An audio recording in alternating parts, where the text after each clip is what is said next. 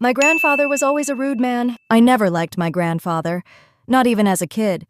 He wasn't the warm, cookie-baking type you see in movies. He was gruff, critical, and always seemed annoyed by my existence.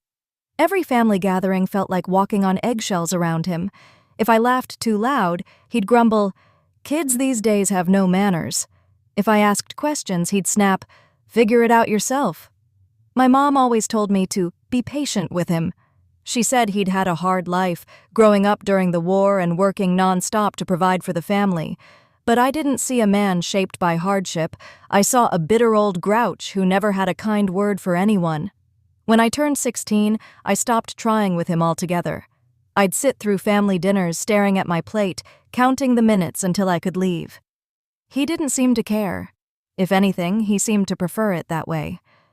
Last summer, my mom made me visit him at his house. "He's getting older," she said, "and he's lonelier than he lets on." I didn't believe her, but I went anyway, mostly out of guilt. His house smelled like dust and old wood. He didn't even look up when I walked in, just pointed at a box of photo albums and said, "If you're gonna be here, help me sort these." I wanted to roll my eyes, but I sat down and opened the first album. Inside were black and white photos of people I didn't recognize, smiling kids, soldiers, a young woman in a floral dress.